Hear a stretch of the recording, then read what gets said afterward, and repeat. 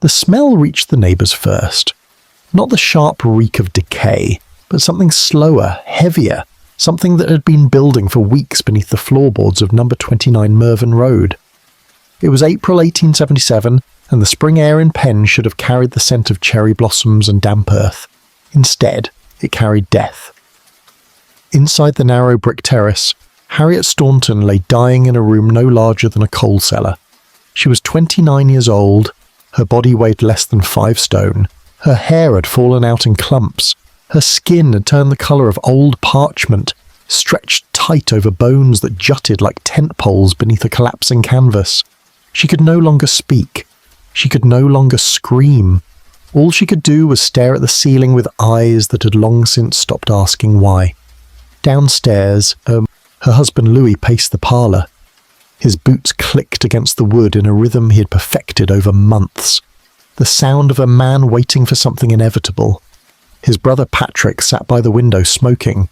Their mother-in-law, Elizabeth Butterfield, moved through the kitchen with the slow deliberation of someone performing a ritual they had rehearsed many times before. And in the corner, Alice Rhodes, Louis's mistress, the woman who had taken Harriet's place in everything but name, folded linens that would never be used. No one called for a doctor, no one opened the curtains. The house on Mervyn Road had become a tomb, and its architects were still inside, waiting for the final brick to fall into place. Chapter 1. The Heiress of Bourne, Brixton. Good evening and welcome to the Bedside Historian. The night has settled around you now, and the world beyond your window has grown quiet. Wherever you are listening from, whether in the stillness of midnight or the gentle hours before dawn, I am glad you are here. Let the day fall away. Let history find you in this moment of rest. And if you have not yet joined us on this journey through the shadows of the past, I invite you to subscribe, to return to this place whenever sleep requires a story and the dark requires a voice. Now, let us drift backward through time, through the smoke and fog of Victorian London, to a spring evening in 1810, and to a woman whose name the world was about to learn, though she herself would never speak it again.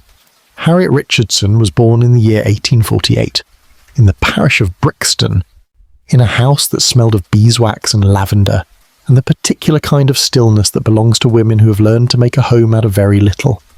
Her father had been a tradesman of modest success, a man whose name appeared in local ledgers but never in society pages, and when he died, he left behind a widow and a daughter, and a sum of money that was neither large enough to secure their future, nor small enough to be dismissed. It was the kind of inheritance that made a woman interesting to a certain type of man, the kind that made her visible. Her mother, Elizabeth Richardson, was a woman who understood the arithmetic of survival. She had lived through her husband's death without scandal, had kept the house in Brixton with its 3 bedrooms and narrow garden, had learned to say no to creditors and yes to only the most reliable tenants. She had raised her daughter to be literate, obedient, and modest. She had dressed her in simple fabrics and taught her to sit with her hands folded and her eyes lowered. She had prepared her, in other words, for a world that valued women primarily for their ability to disappear into the background of a man's ambitions. And for a time, it seemed this preparation would be enough. Harriet grew into a young woman of unremarkable appearance. The photographs that survive show a face that was neither beautiful nor plain, with dark hair parted in the centre and pulled back in the fashion of the day, and eyes that looked directly at the camera with an expression that might have been seriousness or might have been fear. It was difficult to tell, in those long exposures, where composure ended and resignation began.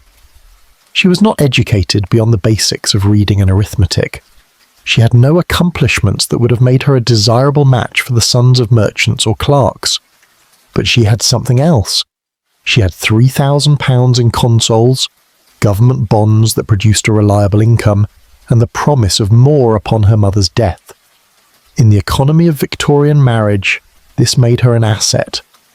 She was also, by most accounts, simple-minded, not in the clinical sense that would have required institutionalization, but in the softer, more convenient sense that Victorian society used to describe women who were slow to speak, quick to obey, and unlikely to question the decisions made on their behalf. She could read, but not well. She could write her name, but little else. She was suggestible, trusting and easily led. In another family, this might have been cause for protection. In hers, it became a vulnerability that no one noticed until it was too late. By 1875, Harriet was 27 years old, an age that placed her firmly in the category of women who are running out of time. Her mother had begun to worry. Not openly. Elizabeth Richardson was not a woman given to displays of emotion, but in the quiet, practical way of someone who understood that a daughter without a husband was a daughter who would become a burden. And so when Louis Staunton appeared, with his steady employment and his respectable family and his willingness to overlook Harriet's lack of beauty and charm, Elizabeth Richardson did not ask too many questions. She saw a solution. She saw a future in which her daughter would be cared for, in which the money would be managed by someone with experience in such matters, and in which she herself might finally rest. Louis Staunton was 32 years old when he met Harriet Richardson. He was the son of an auctioneer, a trade that required a particular kind of intelligence, the ability to assess value quickly, to read a room, to know when to push and when to wait.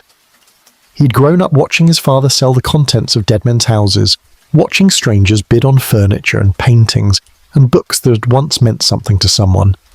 He had learned that everything had a price, and that sentiment was a luxury only fools could afford. By the time he reached adulthood, he had mastered the art of appraisal. He could look at a woman across a parlour and calculate her worth down to the last shilling. He was not handsome. His face was narrow, his eyes set too close together, and his moustache failed to conceal a mouth that turned downward at the corners in a permanent expression of disapproval. But he dressed well. He spoke with confidence. And he had the kind of charm that worked best on women who had been taught to doubt their own judgment. When he called on Harriet Richardson in the spring of 1875, he brought flowers. He spoke to her mother with deference. He complimented the house style, the tea, the modest but well-kept furnishings, and when he was alone with Harriet, he told her that she was exactly the kind of woman he had been looking for, quiet, sensible, and unburdened by the vanity that plagued so many young women of her generation. Harriet believed him. Why would she not? She had been raised to believe that men knew best, that marriage was the natural destination of all women, and that her own instincts were less reliable than the advice of those who claimed to care for her. And so, when Louis proposed, after a courtship that lasted less than 3 months, she accepted. Her mother gave her blessing. The banns were read, and on the 16th of June, 1875, at the parish church in Woolwich, Harriet Richardson became Harriet Staunton. The wedding was small. There were no bridesmaids, no grand breakfast, no crowd of well-wishers throwing rice on the steps of the church. Elizabeth Richardson attended, along with a handful of witnesses whose names were recorded in the register, and then forgotten. Louis's brother Patrick was there, a man who resembled his sibling in both appearance and temperament, and who watched the ceremony with the detached interest of someone observing a transaction rather than a sacrament. The bride wore a dress of grey silk that had been altered from one of her mother's old gowns. The groom wore a black coat and a watch chain that caught the light as he signed his name in the register. And when the vicar pronounced them man and wife, Harriet did not smile. She simply nodded, as though confirming something she had always known would happen, and followed her husband out into the afternoon. Within a week, Elizabeth Richardson was informed that her daughter would be moving to the countryside. Louis had secured a cottage in Kent, he explained, a place where the air was clean and the expenses were low, and where Harriet would be able to live a quiet life away from the noise and dirt of London. It was for her health, he said. It was for her happiness. And because Elizabeth Richardson wanted to believe that her daughter was in good hands, she did not object. She packed Harriet's belongings into a trunk. She kissed her daughter goodbye on the steps of the Brixton house. And then she watched as Louis loaded the trunk onto a cart and drove away, taking Harriet with him. She would not see her daughter again for nearly 2 years, and when she finally did, it would not be in a parlour or at a family gathering or in any of the ordinary circumstances in which mothers and daughters reunite. It would be in a room at the top of a narrow staircase in a house that smelled of rot and sickness. and the woman lying in the bed would be so transformed by suffering that Elizabeth would not immediately recognise her as the girl she had raised. But that was still to come. In June of 1875, as the cart rolled south through the London streets and out into the green countryside of Kent, Harriet Staunton sat beside her new husband and watched the city disappear behind her. She did not know where they were going. She did not ask. She had been taught that a wife's duty was to follow, to trust, and to submit. And so she folded her hands in her lap, and she kept her eyes forward, and she allowed herself to be taken to a place where no one would hear her, and no one would come looking, and where the slow work of her destruction could begin in earnest. The cottage at Cudham was waiting. Chapter 2. The Auctioneer's Son. Louis Staunton had learned the value of patience from his father. In the auction rooms of South London, where the estates of the dead were broken into lots and sold to the highest bidder, speed was the enemy of profit. A good auctioneer knew when to pause, when to let the silence stretch until someone in the crowd grew uncomfortable enough to raise their hand. A good auctioneer knew that people would pay more for something if they believed they were competing for it, even if the thing itself was worthless.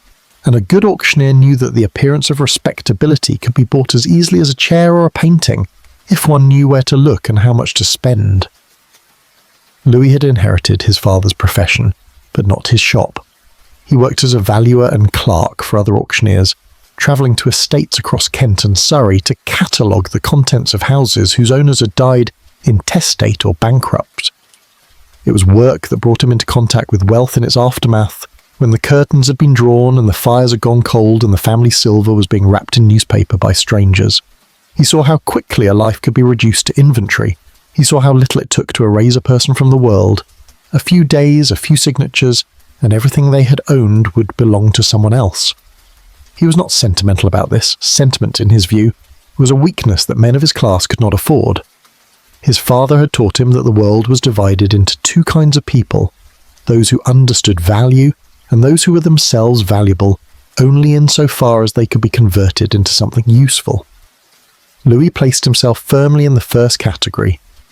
He believed that intelligence was measured by one's ability to see opportunities where others saw only tragedy or obligation.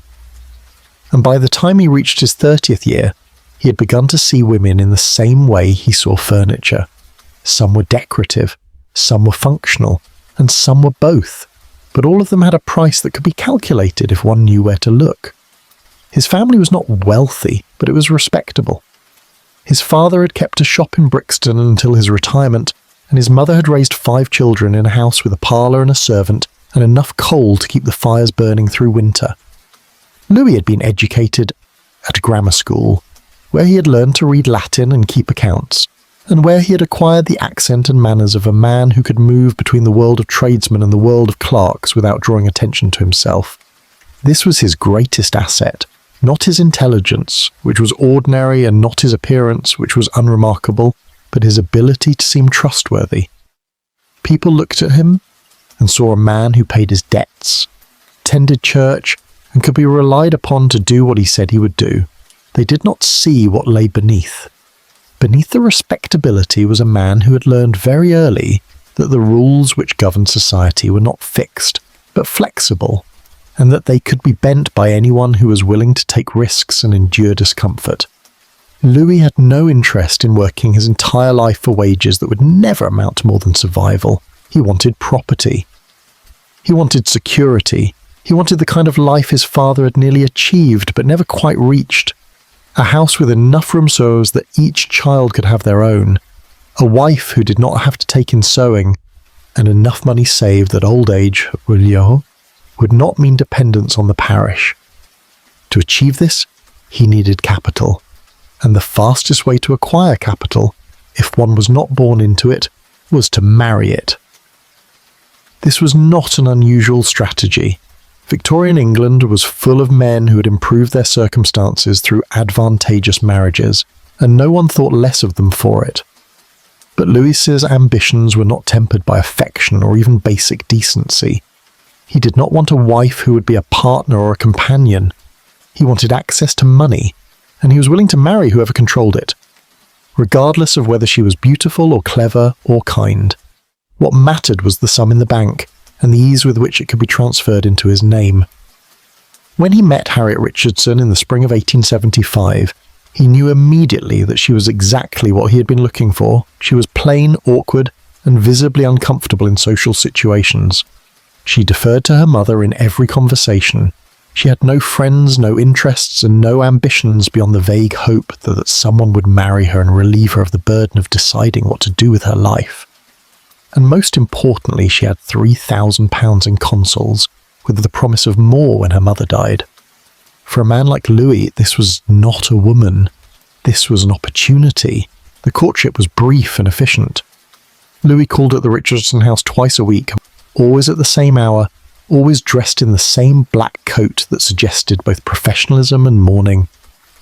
He spoke to Elizabeth Richardson about the weather, about the state of trade in London, about the importance of Christian duty and the sanctity of marriage.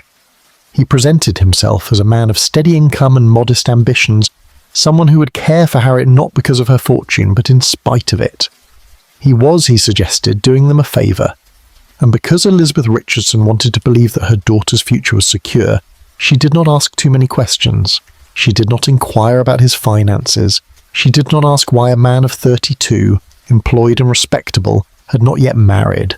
She did not wonder why he seemed so eager to settle the matter quickly, or why he insisted that the wedding take place in Woolwich rather than Brixton, where the family was known. The marriage gave Louis exactly what he wanted. Within days of the ceremony, he had taken control of Harriet's money. He transferred the consols into his own name, citing the legal principle of coverture, the doctrine that upon marriage, a woman's property became her husband's property, and her legal identity ceased to exist. Harriet signed the papers without reading them. She trusted him. She had been taught to trust him, and in any case she lacked the education or experience to understand what she was signing away. With the money secured, Louis no longer had any use for the appearance of affection. He stopped calling her by name. He stopped speaking to her unless it was to issue instructions. And within a week of the wedding, he informed her that they would be leaving London. He had rented a cottage in the countryside, he said, a place where they could live cheaply, and where her delicate health, he had begun to describe her as delicate, though she had never been ill, would benefit from the fresh air. Harriet did not object. She packed her belongings, she said goodbye to her mother, and she followed her husband into Kent, into a landscape of fields and hedgerows and isolated farms, where the nearest neighbour was half a mile away, and the nearest village was an hour's walk through mud and darkness. The cottage at Cudham was not what Harriet had imagined. It was not the kind of place where a tradesman's daughter might expect to live. It was a labourer's dwelling, a squat structure of brick and timber with 2 rooms downstairs and 2 rooms upstairs, and walls so thin that the wind passed through them as though they were made of paper. There was no gas, no running water, and no indoor privy. The floors were dirt in the kitchen and uneven wood in the parlour. The windows were small and set high in the walls, so that even on bright days the interior remained dim and cold. It smelled of damp and old smoke and something else, something organic and faintly sweet, like meat left too long in summer heat. Louis told her it was temporary. He told her they would move to a better place once his business improved. He told her that she should be grateful that many women in her position would have been left with nothing, and that he was doing his best to provide for her in spite her lack of usefulness as a wife. And Harriet, who had no experience of the world beyond her mother's house, and no framework for understanding what was happening to her, believed him. She swept the floors. She tried to cook over the smoking stove. She wrote letters to her mother, short, awkward letters in which she said that she was well, that Louis was kind, and that the countryside was very quiet. But the letters stopped coming after the first month. Elizabeth Richardson wrote back asking why her daughter had not replied, asking if everything was well, asking if she might visit. Louis intercepted the letters. He told Harriet that her mother was busy, that it was better not to trouble her, and that in any case they would visit London soon. But they did not visit. The months passed, and Harriet remained in the cottage at Cudham, and the world beyond the fields forgot that she existed. Louis did not stay with her. Within weeks of moving to Kent, he began spending most of his time in London, attending to business he never explained. He left Harriet alone in the cottage for days at a time, sometimes a week or more, with no money, no food, and no means of leaving. When he returned, he brought provisions, bread, a little meat, potatoes, but never enough and never with any regularity. Harriet learned to make a loaf last 5 days. She learned to stretch a pot of broth across a week. She learned that hunger was not a temporary discomfort, but a condition that could be permanent, and that her husband had no intention of alleviating it. And then, in the autumn of 1875, Louis brought someone else to the cottage. Her name was Alice Rhodes. She was 20 years old, dark-haired and literate enough to read a newspaper and write a letter without assistance. Louis introduced her as a servant, someone who would help with the housekeeping and provide Harriet with companionship. But within days, it became clear that Alice was not there to serve Harriet. She was there to replace her. Alice moved into the second bedroom upstairs, the one with the bed that had a mattress and blankets. Harriet was moved to the smaller room, the one with no furniture except a pile of straw on the floor.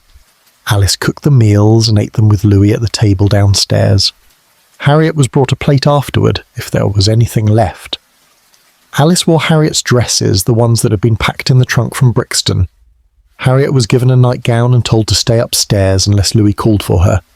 And at night, through the thin walls, Harriet could hear the sounds of her husband and the servant girl in the room next to hers, the creak of the bed, the murmur of voices, the laughter that came from people who had found warmth in each other and had no need to share it with anyone else. Louis had found a way to have both the money and the woman he wanted, and Harriet, who had brought him the former, was now nothing more than an obstacle, an inconvenience that would need to be managed and eventually removed. Chapter 3. The Marriage at Woolwich. The parish church of St Mary Magdalene stood on the High Street in Woolwich, a building of grey stone and stained glass that had witnessed 1,000 weddings and would witness 1,000 more. It was not beautiful, it was not grand, but it was respectable, and respectability was what mattered. On the morning of June 16, 1875, the church was nearly empty.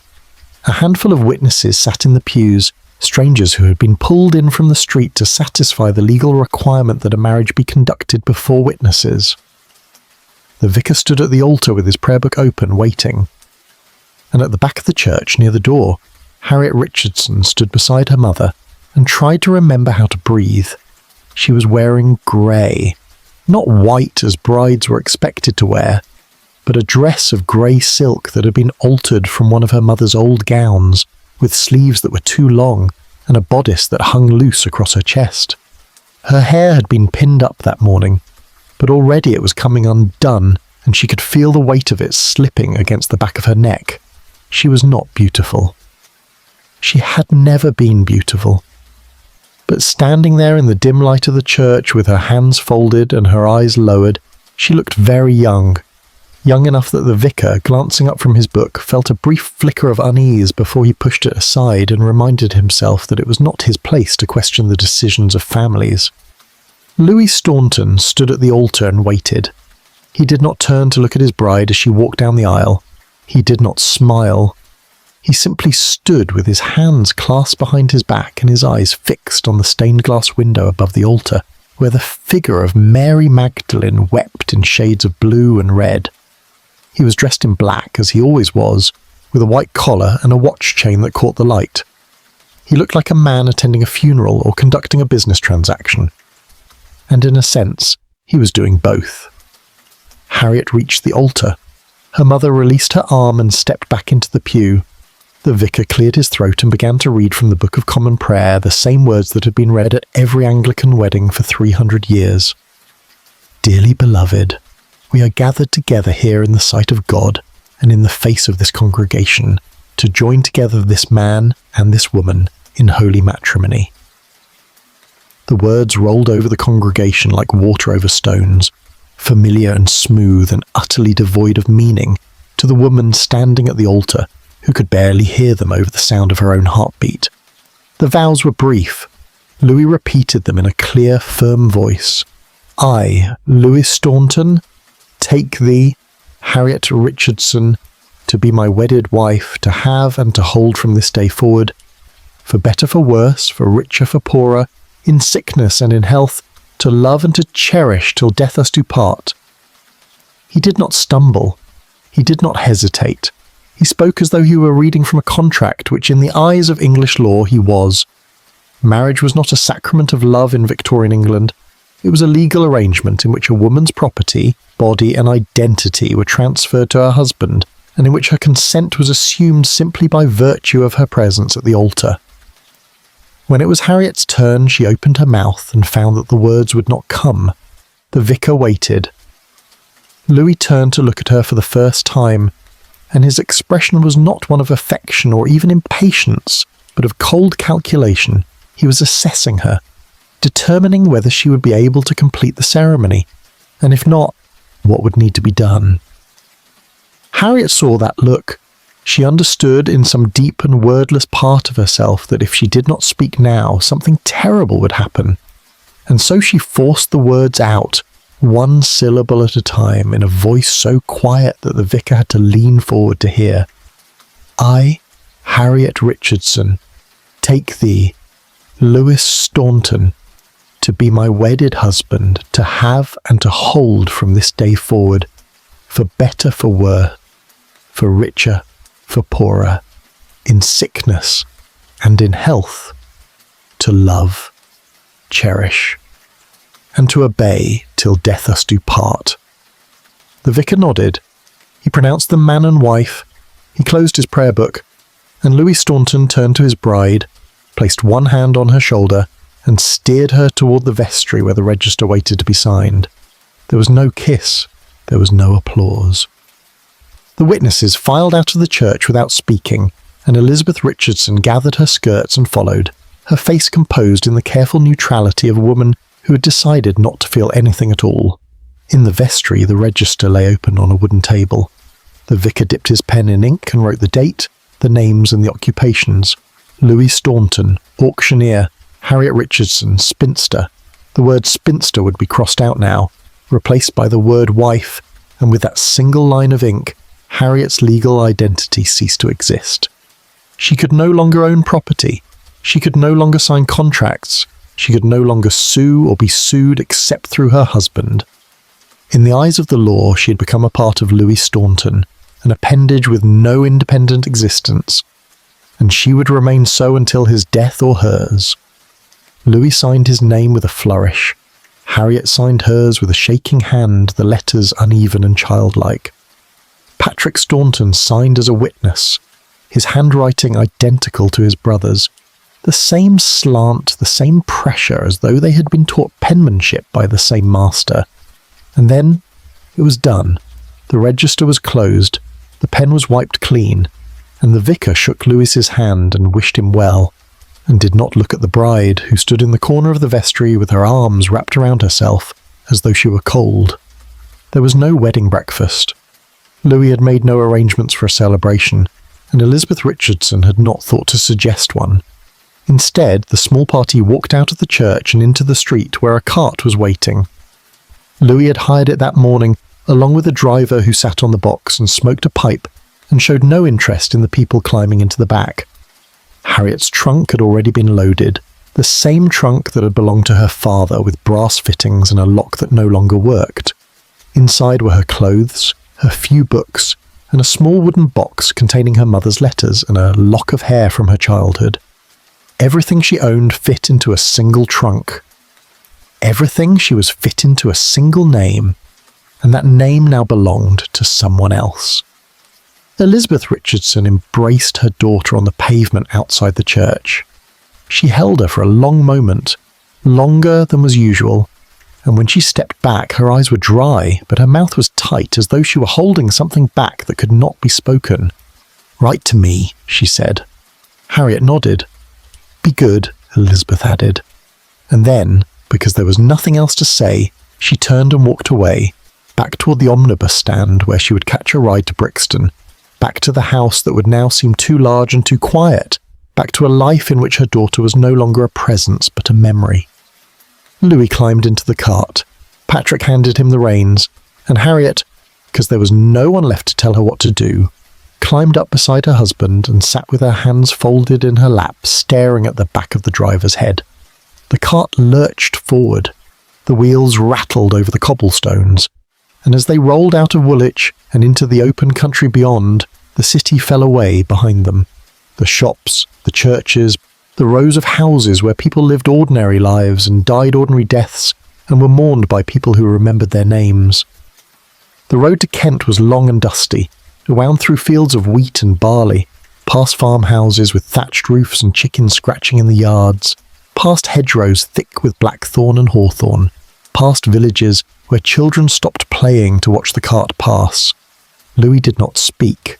Patrick, who was riding in the back of the cart, smoked a cigarette and stared at the horizon, and Harriet sat very still, her hands gripping the edge of the seat, her body swaying with the motion of the cart, and tried to imagine what kind of life was waiting for her at the end of this road. She had been told very little. Louis had said only that they were going to a cottage in the countryside, a place where the air was clean and the rent was low, and where she would be able to rest and recover her health. She had not known she was ill, but Louis had insisted, with the authority of her husband, that she was delicate, that the noise and smoke of London were bad for her constitution, and that what she needed was peace and quiet. And so she had agreed, because she had been taught to agree, and because she could not imagine what else she might do. The sun was low in the sky by the time they reached Cudham.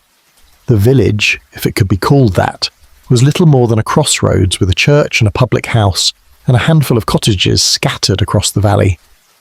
The fields were green, but it was the green of early summer, lush and overgrown, with wild grasses tall enough to hide a child. The air smelled of earth and manure, and something sweet that might have been clover or might have been rot. There were no street lamps. There was no sound except the wind moving through the trees and the distant bleating of sheep. The cart turned off the main road and onto a narrow lane that had not been paved in living memory.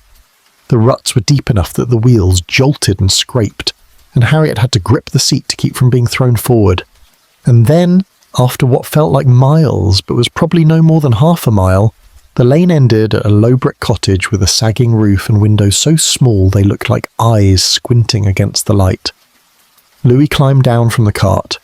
He did not help his wife. He simply walked to the door, unlocked it, and stepped inside, leaving the door open behind him.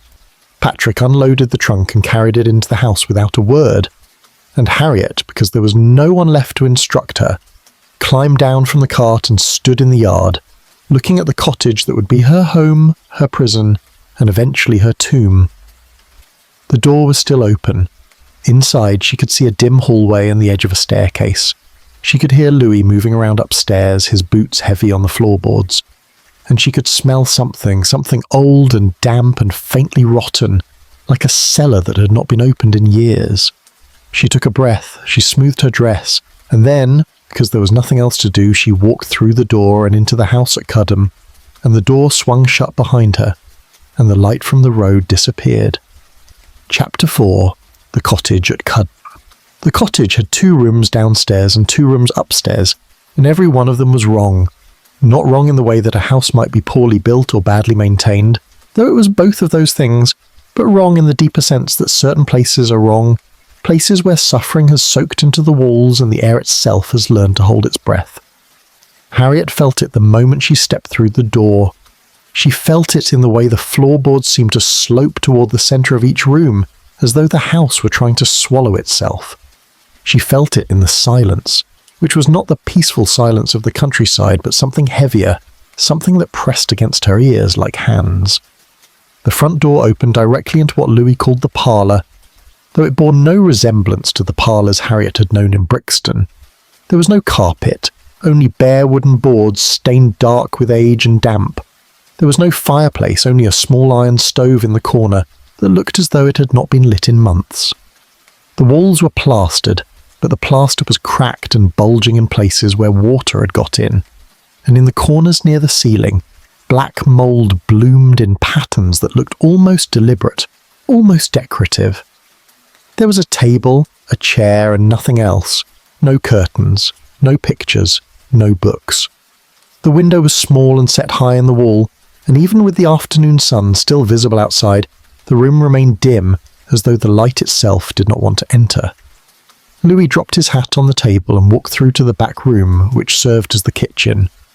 Harriet followed, her footsteps loud in the empty house. The kitchen was worse. The floor here was not wood, but packed dirt, smooth and hard as stone from years of use. There was a pump in the corner, its handle rusted and stiff, and beside it a wooden bucket that had gone green with algae.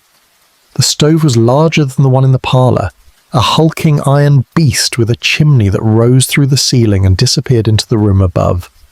Beside the stove was a basket of coal half empty, and beside that a pile of kindling that looked damp. The air smelled of smoke and grease and something else, something organic that Harriet could not identify but that made her stomach turn. Louis opened a cupboard and pulled out a loaf of bread. It was hard, the crust dark and the inside probably dense and stale. But he tore off a piece and ate it without comment. He did not offer any to Harriet. She stood in the doorway and watched him, waiting for instructions, waiting to be told what she should do, where she should go, how she should behave in this place that was now her home. But Louis said nothing. He finished the bread, brushed the crumbs from his hands, and walked past her, back through the parlour and up the stairs. His boots made the floorboards creak with each step, a sound that echoed through the house long after he had disappeared. Patrick appeared in the doorway behind her. He was carrying her trunk, the brass fittings catching what little light there was. He nodded toward the stairs. "Upstairs," he said. His voice was flat, neither kind nor cruel, simply indifferent. Harriet moved aside to let him pass. He climbed the stairs with the trunk balanced on one shoulder, and she followed, her hand on the railing, which was rough and splintered, and left tiny fragments of wood embedded in her palm. The stairs led to a narrow landing with 2 doors. One was open, and through it Harriet could see a bedroom with a proper bed, a washstand and a window that looked out over the fields. Louis was in there, unpacking a bag she had not seen before, pulling out shirts and collars and laying them on the bed with the methodical precision of someone who had done this many times. Patrick set the trunk down in the hallway and went back downstairs without a word, and Harriet stood on the landing, waiting to be told where she would sleep, where her things would go, where she would be allowed to exist in this house that was supposed to be hers. Louis glanced up. He looked at her for a moment, his expression unreadable, and then he pointed to the second door. "That one," he said. Harriet opened it. The room was smaller than the first, much smaller, barely large enough for a bed. But there was no bed. There was nothing except a pile of straw in the corner, a single blanket folded on top of it, and a chamber pot with a cracked rim. The walls were bare plaster, the same as downstairs, and the ceiling sloped so steeply that an adult could not stand upright except in the centre of the room. There was no window. The only light came from the landing, and when Louis closed his door a moment later, even that disappeared. Harriet stood in the darkness and tried to understand what was happening. She had been married that morning. She had signed her name in the register. She had spoken vows before God and witnesses. And yet here she was, standing in a room that was not a bedroom but a storage space, a place where servants might sleep or where things that were no longer useful might be kept until they could be discarded. She thought perhaps there had been a mistake. Perhaps Louis had not realised that this room was unsuitable. Perhaps when she pointed it out to him, he would apologise and move her to the proper bedroom, the one with the bed and the window and the washstand. But she did not point it out. She could not say why. Perhaps it was because she had been raised never to complain, never to question the decisions of men, never to assert her own needs above the needs of others. Or perhaps it was because some part of her, some deep and wordless part, understood that there had been no mistake, that Louis knew exactly what he was doing, and that this was where he intended her to sleep. And so she said nothing. She stepped into the room, she closed the door, and she sat down on the pile of straw and folded her hands in her lap and waited for someone to tell her what would happen next. No one came. The afternoon passed into evening, and the evening passed into night, and Harriet sat in the dark room and listened to the sounds of the house settling around her. She could hear Louis moving in the room next to hers, the creak of the bed as he lay down, the scrape of a match as he lit a candle, the rustle of paper as he read something she could not see. Oh, she could hear Patrick downstairs. The clink of a bottle, the scrape of a chair, and outside, beyond the walls, she could hear the wind moving through the fields, the distant call of an owl, and the endless, patient silence of the countryside at night. She did not sleep. She was too cold, and the straw poked through the thin fabric of her dress, and her mind would not stop moving, would not stop trying to make sense of what had happened. She thought of her mother, alone in the house in Brixton. She thought of the church in Woolwich, the grey walls and the stained glass, and the vicar's voice reading words that now seemed like a curse. She thought of the trunk sitting in the hallway, containing everything she owned, and wondered if she would ever be allowed to open it. And she thought of Louis lying in the next room, and wondered what kind of man could bring his wife to a place like this and feel nothing at all. Morning came slowly. The darkness softened to grey, and then to pale yellow, and finally to the thin, watery light of early summer. Harriet heard Louis get up, heard the splash of water in the basin, heard his footsteps on the stairs. She waited for him to knock on her door, to call her down, to tell her what she should do, but he did not. She heard the front door open and close. She heard voices outside, Louis and Patrick speaking in low tones, and then the sound of boots on gravel fading into the distance. She waited until the house was silent, and then she opened her door and stepped onto the landing. Her trunk was still there, unopened. She knelt beside it, tried the latch and found it locked. She did not have the key. She did not know where it was. And so she stood and went downstairs, moving carefully, uncertain whether she was allowed to move freely through the house, or whether she was supposed to wait for permission. The parlour was empty. The kitchen was empty. On the table was a plate with a heel of bread and a cup of water. Nothing else. No note. No explanation. Harriet sat down and ate the bread slowly, making it last, because she did not know when there would be more. The water was cold and tasted faintly of metal. When she finished, she washed the plate in the bucket by the pump and set it on the table to dry. And then, because there was nothing else to do, she sat in the chair by the window and looked out at the fields and waited for her husband to come home. He did not come home that day, or the next, or the day after that.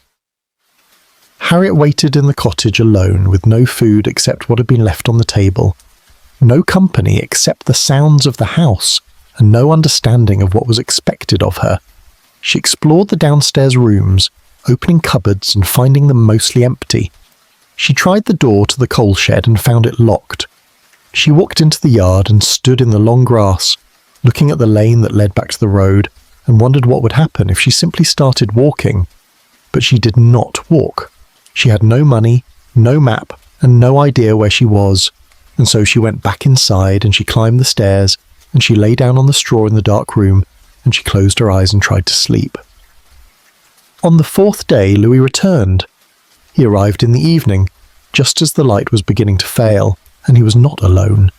Harriet heard the cart before she saw it, the rattle of wheels on the rutted lane, and she went to the window and looked out and saw two figures climbing down.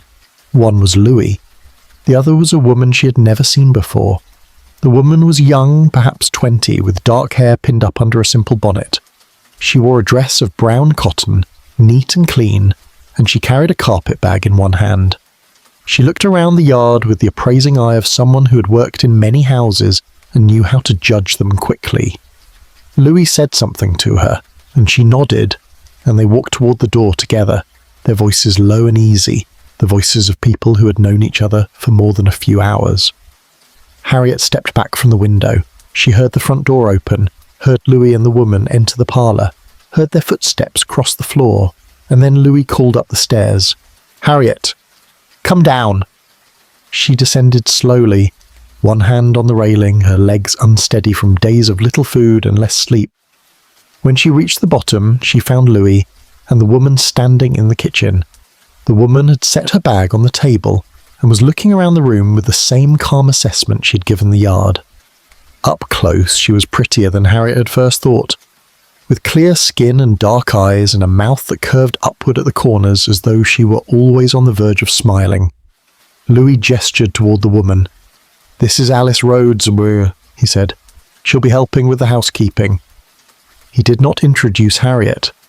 He did not explain who she was or why she was standing there in a dress that had not been changed in 4 days, her hair falling out of its pins, her face pale and drawn. He simply turned to Alice and said, "You'll have the upstairs bedroom. The other one is storage." Alice nodded. She picked up her bag and walked past Harriet without looking at her and climbed the stairs. Harriet heard her open the door to the bedroom, heard her moving around inside, heard the creak of the bed as she tested it.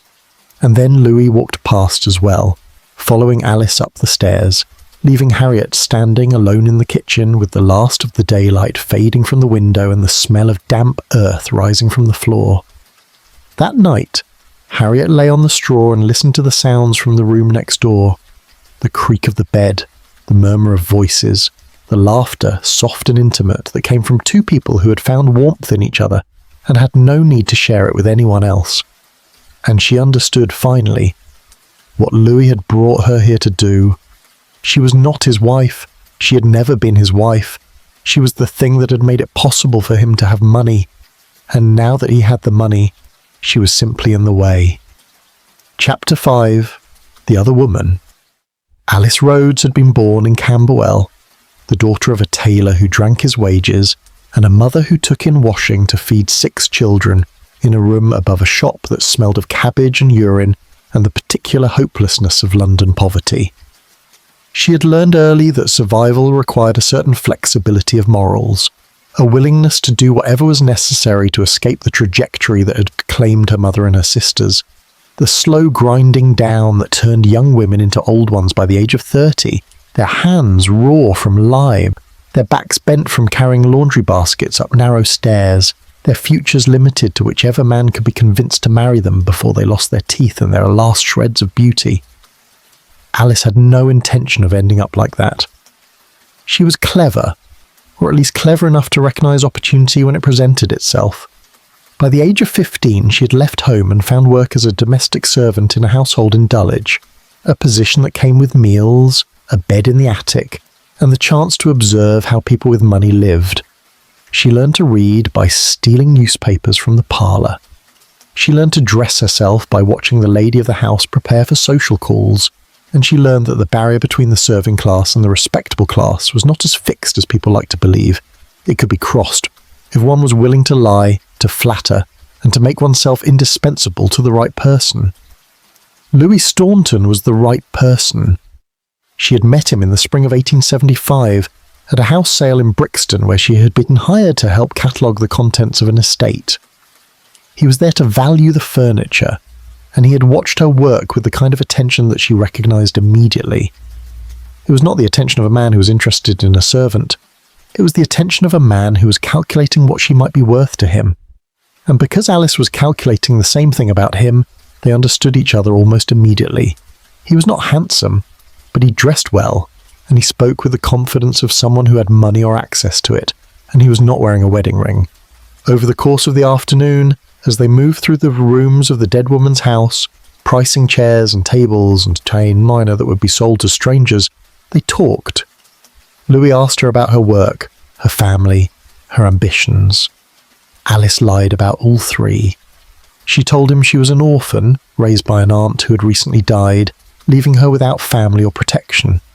She told him she could read and write and keep accounts. She told him she was looking for a position in a household where she might have responsibilities beyond scrubbing floors. And Louis, who recognised a liar when he met one and respected the skill, told her he might have a position for her soon. 2 months later he came back. By then he had married Harriet Richardson, though he did not mention this immediately. He told Alice only that he had acquired a cottage in the countryside, a place that would need looking after, and that he was willing to pay her 5 shillings a week plus room and board if she was willing to move there. It was more money than she had ever been offered. And so she said yes, without asking too many questions, because people who asked too many questions did not get opportunities like this. She arrived at the cottage in Cudham on a warm evening in July, when the fields were still green and the air smelled of hay and wild roses. Louis had not told her about Harriet. He had not told her that the woman upstairs, the woman with the pale face and the tangled hair and the dress that hung on her like a shroud, was his wife. Alice discovered this only after she had unpacked her bag and come downstairs to find Harriet sitting at the kitchen table, staring at nothing, her hands folded in her lap in an attitude of perpetual waiting. Louis made no introductions. He simply said, "This is Harriet. She'll stay upstairs." And Alice, who understood immediately what was being asked of her, nodded and said nothing. She had been hired not to keep house, but to replace the woman who already lived there.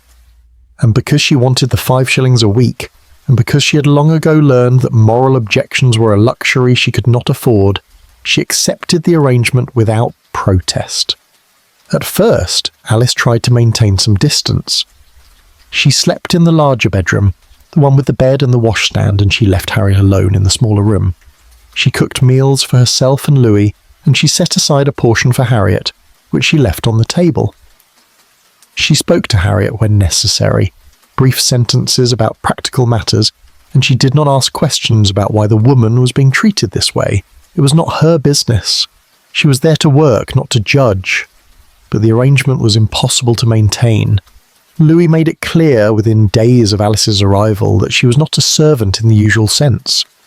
She was his companion, his partner, and eventually his lover. He took her into his confidence. He told her about Harriet's money, about the £3,000 in consols that he had transferred into his own name, about his plans to live off the income while keeping expenses low. He told her that Harriet was simple-minded, that she had no family who would interfere, and that the best thing for everyone was to keep her in the cottage where she could not cause trouble. And Alice, who saw in Louis a chance to improve her own circumstances, agreed to help him. She moved into his bedroom. She wore Harriet's dresses, the ones from the trunk that had been brought from Brixton. She sat across from Louis at meals and talked to him about things that interested him, money, property, the failures of other people. And she learned to ignore the sounds from the room next door, the quiet sobbing that sometimes came through the walls at night, the shuffle of footsteps as Harriet paced the small space, the long silences that were somehow worse than the crying. Harriet did not protest. She did not confront Alice or demand to know why her clothes were being taken, why her husband was sleeping with another woman, why she was being treated like an unwanted guest in her own home. She simply withdrew further into herself, spending most of her time in the small upstairs room, coming down only when called or when hunger drove her to search the kitchen for scraps. Alice found her once, late at night, standing in the parlour in her nightgown, staring at the front door as though trying to decide whether to open it.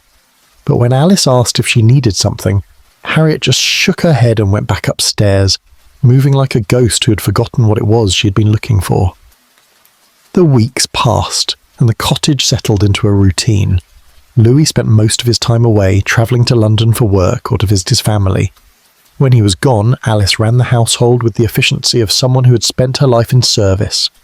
She cleaned the rooms, though there was little to clean. She cooked simple meals, though Louis left little money for food. And she managed Harriet, which meant keeping her upstairs and out of sight, making sure she did not wander into the yard where neighbours might see her, and rationing her food so that she would not eat more than her share. Alice told herself that she was being kind. Harriet was given food, after all. She was given shelter. She was not being beaten or abused in any obvious way. And if she seemed to be growing thinner, if her hair was falling out in patches, if her skin had taken on a greyish pallor that made her look older than her years, well, that was not Alice's fault. Harriet was delicate. Louis had said so. She had always been sickly. It was the country air, perhaps, or the change in routine, or simply her own weak constitution. But there were moments when Alice felt something close to guilt. Moments when she passed Harriet on the stairs and saw the look in her eyes.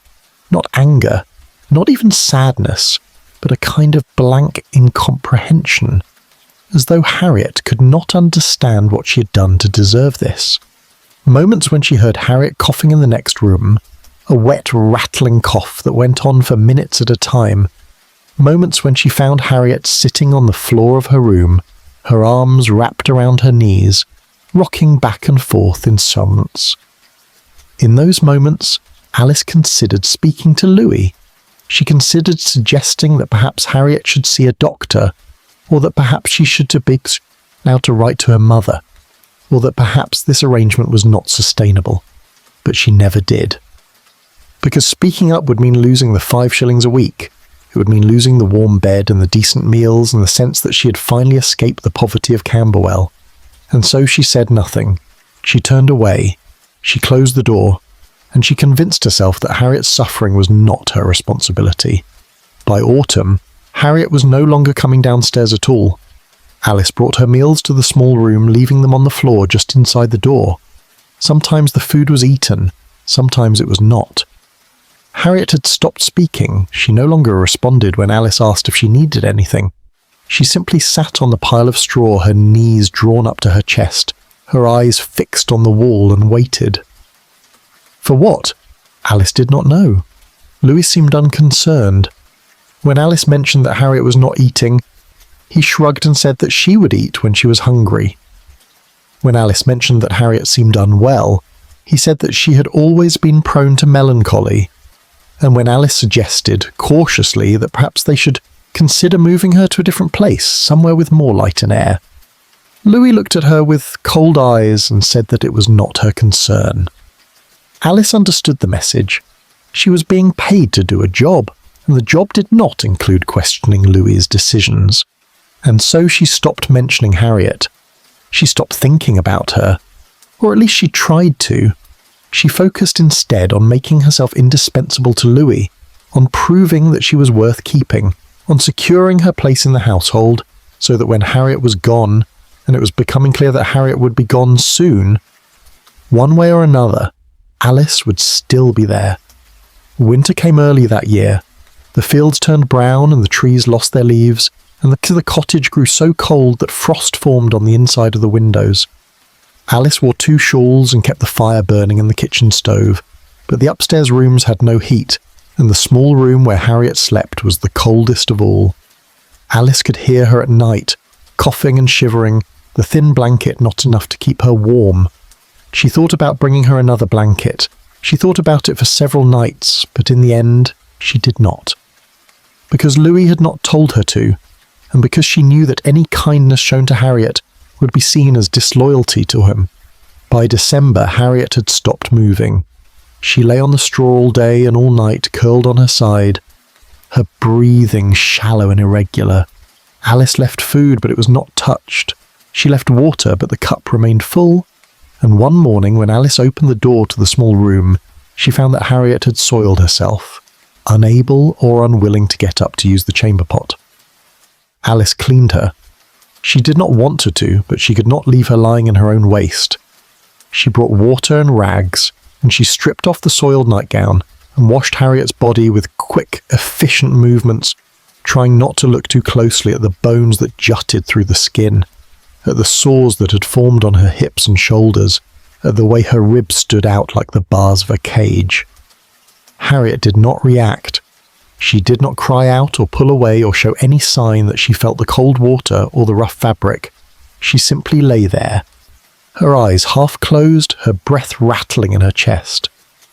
When Alice finished, she dressed Harriet in a clean nightgown and laid her back down on the straw. And then she went downstairs and told Louis that something needed to be done, that Harriet was dying, and that if they did not get help, there would be questions. Louis looked at her for a long moment. Then he said, "We'll move her to London." Chapter 6. The Slow Dying. The dying of Harriet Staunton was not sudden. It was not dramatic. It was a process that unfolded over months, incremental and deliberate, like the erosion of a cliff face by rain. Each day removed a little more of what she had been. Each week left her weaker, thinner, less able to resist.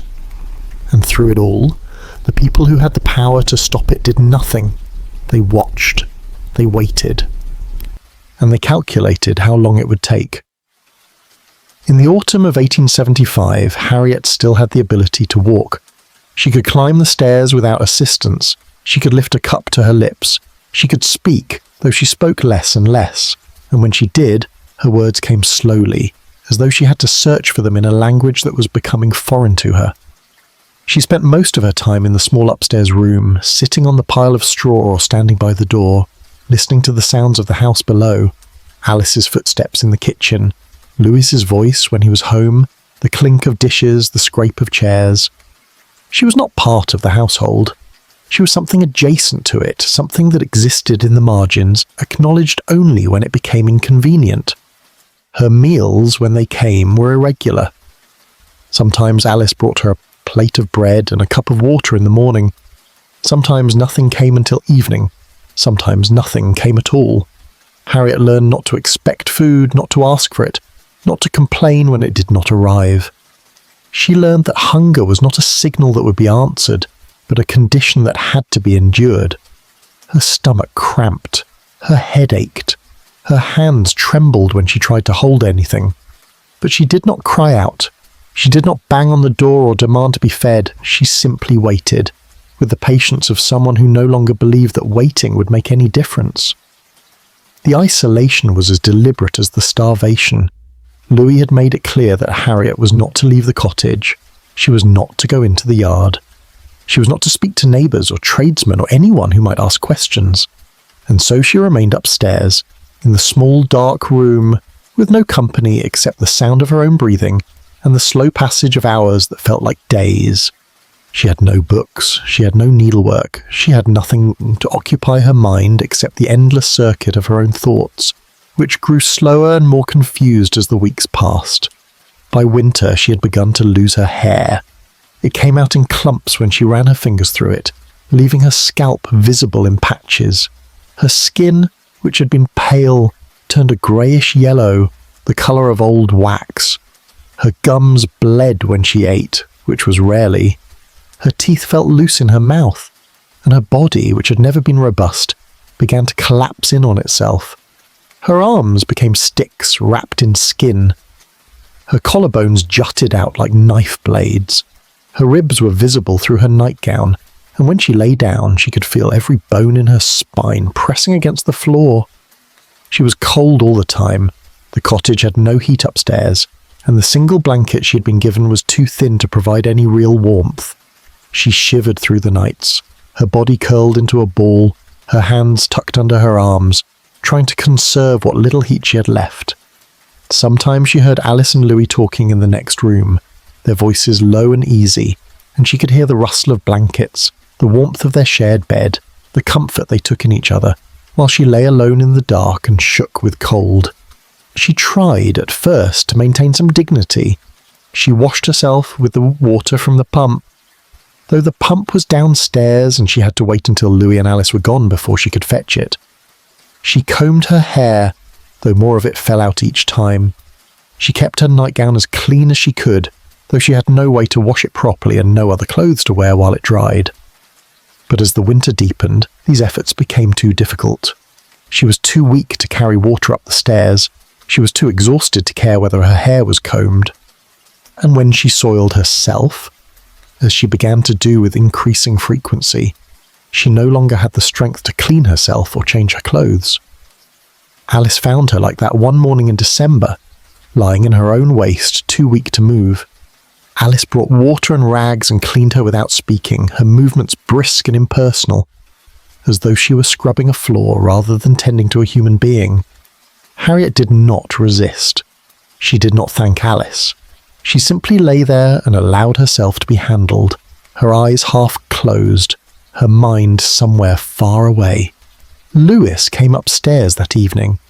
He stood in the doorway of the small room and looked at his wife, his expression unreadable. Harriet looked back at him, or tried to. Her vision had become blurred, and she could not but focus on his face. But she could see the shape of him, the dark outline of his body blocking the light from the landing. And she could hear his voice, flat and businesslike, as he spoke to Alice. "How long?" he asked. Alice hesitated. "Not long," she said. Louis nodded. "We'll wait," he said. And then he turned and went back downstairs, leaving Harriet alone with the knowledge that her husband was waiting for her to die. She did not die. Not yet. Her body, weakened as it was, clung to life with a stubbornness that seemed almost cruel, and continued to breathe. Her heart continued to beat. And so Louis, who had run out of patience, decided to move her, He told Alice that they would take Harriet to London, to a house in Penge where his brother Patrick and his mother-in-law lived, and where Harriet could be cared for properly. It was a lie, of course. There would be no care. But the move would serve another purpose. It would put distance between the cottage at Cudham and whatever happened next. It would create confusion about where Harriet had been living, who had been responsible for her, and how she had reached the state she was in. In April of 1877, nearly 2 years after her wedding, Harriet Staunton was carried out of the cottage at Cudham for the last time. She was wrapped in a blanket and placed in the back of a cart, her body so light that Louis was able to lift her without difficulty. Alice packed the few belongings Harriet had left, a nightgown, a comb, the wooden box from her trunk that contained her mother's letters. And then they set off for London, the cart rattling over the rutted lane, Harriet lying in the back, her eyes open but unseeing, her breath shallow and irregular. The journey took most of the day. Harriet was not conscious for much of it. She drifted in and out of awareness, sometimes waking to find herself staring at the sky, sometimes waking to find herself in darkness. She did not know where she was being taken. She did not ask. She had learned over the past 2 years that asking questions brought no answers, and that the only thing she could control was how quietly she endured what was being done to her. They arrived at number 29 Mervan Road in the evening. The house was a narrow brick terrace, identical to the dozens of others that lined the street, with a small front garden and lace curtains in the windows. It looked respectable. It looked like the kind of place where ordinary people lived ordinary lives. But inside it was cold and damp and smelled of mildew. Patrick Staunton was waiting for them. So was Elizabeth Butterfield, Harriet's mother-in-law, a woman with a hard face and hands that were never still. They carried Harriet upstairs to a small room at the back of the house, a room with a single bed and a window that looked out onto a brick wall. Louis told them that Harriet was ill, that she had been ill for some time, and that they needed to care for her until she recovered. Patrick nodded. Elizabeth said nothing, and Alice, who had followed them to London, unpacked Harriet's few belongings and set them on a chair by the bed. Then she left the room, closing the door behind her, and went downstairs to join the others. Harriet lay in the bed and stared at the ceiling. The room was quiet. The house was quiet, and for the first time in nearly 2 years, she was alone with her thoughts, free from the immediate presence of the people who had been slowly killing her. She did not feel relief. She did not feel hope. She felt nothing at all. Her body had shut down everything except the most basic functions. Her mind had retreated to a place where pain could not reach it, and she waited, as she had been waiting for months, for the end to come. It would not be long now. The smell had already started. Chapter 7. The House on Mervan Road. The house at number 29 Mervan Road had been rented furnished, which meant that it came with the accumulated debris of other people's lives. Chairs with uneven legs, a table with cigarette burns scarred into the wood, curtains that had once been white but had faded to the colour of old teeth. It was the kind of house that people moved into when they could not afford anything better, and moved out of as soon as they could, leaving behind nothing except the smell of boiled cabbage and the stains on the wallpaper where dampness had crept up from the foundations. Patrick Staunton had taken the lease in March of 1877. Though he had told the landlord it was for himself and his elderly mother. He made no mention of a sister-in-law who would be arriving in a state of advanced starvation, no mention of his brother's unusual domestic arrangement, no mention of anything that might have caused the landlord to ask questions. The rent was paid monthly in cash, and Patrick was careful to maintain the appearance of respectability. He swept the front step. He kept the curtains drawn but not closed. And when he passed neighbours on the street, he nodded politely and made small talk about the weather. Elizabeth Butterfield arrived a week before Harriet. She was a woman in her 60s, thin and upright, with grey hair pulled back in a bun so tight it seemed to stretch the skin of her face. She had been married once, to a man whose name no one remembered, and widowed young, and she had spent the intervening decades moving between the households of her children, making herself useful in exchange for room and board.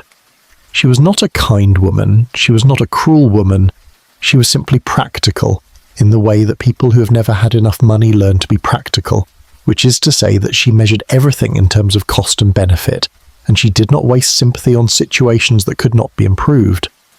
Louis had told her that Harriet was coming, that she was unwell, and that she would need looking after for a short time.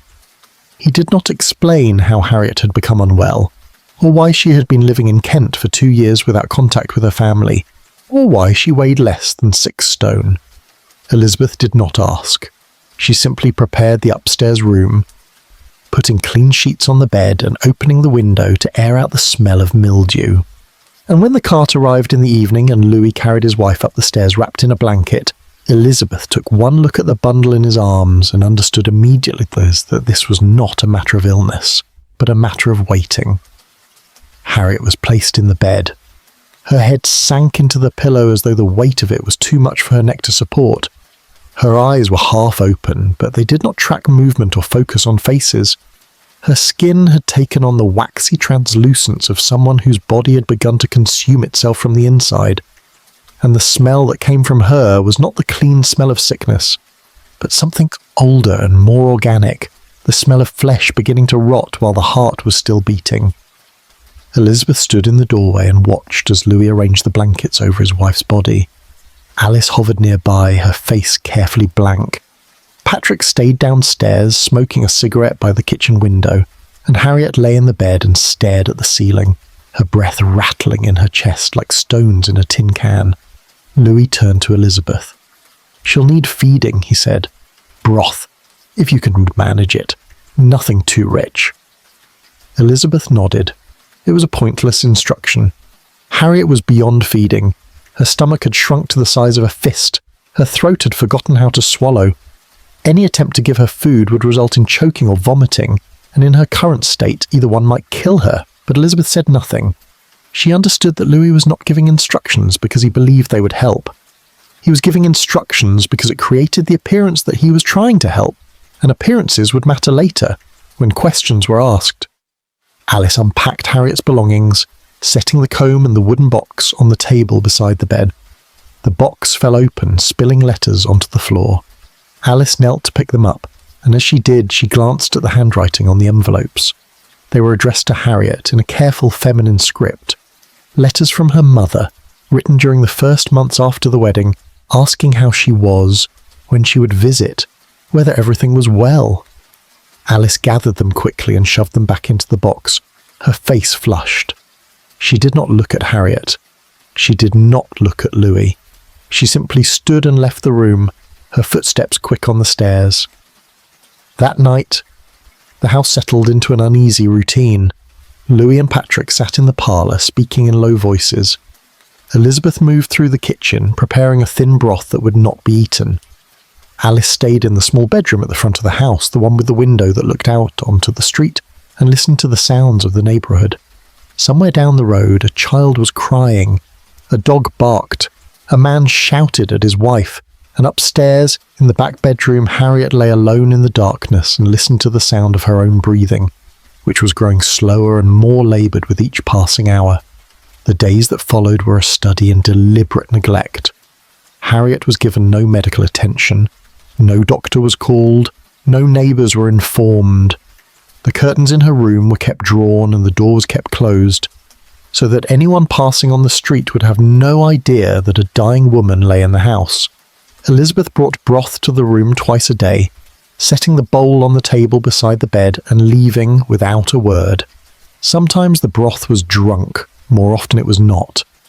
Harriet's ability to swallow had deteriorated to the point where even liquid caused her to choke, and the effort of lifting her head from the pillow was too great. She was not washed. She was not moved. The sheets beneath her became soiled, and when the smell grew too strong, Elizabeth would come in and place a towel under her hips, but she did not change the sheets. There was no point. Harriet was dying, and dying people made messes, and the only thing to do was wait until the mess stopped. Patrick came upstairs once on the third day to look at his sister-in-law. He stood in the doorway, his hands in his pockets, his expression neutral. Harriet's eyes moved toward him, slow and unfocused, as though she were trying to remember who he was. Patrick looked at her for a long moment, and then he turned and went back downstairs without speaking. He did not come up again. Alice came more often. She would sit on the chair by the bed and fold her hands in her lap and stare at the wall, avoiding looking directly at Harriet. Sometimes she would reach out and adjust the blanket, pulling it up to cover Harriet's shoulders, as though this small gesture could somehow compensate for the months of cruelty that had brought them to this point. But she never spoke. She never asked if Harriet was in pain or if there was anything she needed, or if she understood what was happening to her. There was nothing to say. The damage had been done. All that remained was the waiting. Louis spent most of his time away from the house. He told the others that he had business in the city, appointments that could not be missed, obligations that required his attention. In truth, he was avoiding the house on Mervan Road because the smell of death had begun to permeate the walls, and he did not want to be there when the end came. He had done what he needed to do. He had secured Harriet's money, removed her from the world, and arranged for her final days to take place in a location where he could claim ignorance of her condition. Now, all he had to do was wait for the inevitable, and then present himself as the grieving husband who had done everything possible to save his wife. On the 10th day, Harriet stopped moving entirely. She lay on her back, her arms at her sides, her eyes half open but no longer tracking movement. Her breathing had become so shallow that Elizabeth had to lean close to hear it. A faint whisper of air moving in and out of lungs that were collapsing under the weight of fluid and exhaustion. Her skin had turned a mottled grey, and the bones of her face had become so prominent that she no longer looked like a woman of 29, but like something ancient and embalmed, something that had been dead for a long time and was only now admitting it. The smell had grown worse. It was no longer confined to the upstairs room, but had spread through the house, seeping into the parlour and the kitchen, clinging to the curtains and the furniture. Elizabeth burned lavender in a dish, but it did not help. Patrick opened the windows, but the air outside was damp and still, and it brought no relief. And Alice, who had once prided herself on her ability to endure unpleasant situations, found herself gagging when she climbed the stairs, her hand pressed to her mouth, her eyes watering. On the 12th day, a neighbour knocked on the door. She was a woman in her 40s, sharp-eyed and curious, the kind of woman who noticed when something was wrong and felt it was her duty to investigate. She told Patrick that she had smelled something foul coming from the house, and she wanted to know if everything was all right. Patrick assured her that everything was fine, that his mother had been cooking tripe and had accidentally let it burn. The neighbour did not look convinced, but she nodded and went away. Patrick closed the door and went upstairs and told Louis, who had returned that morning, that they needed to do something soon.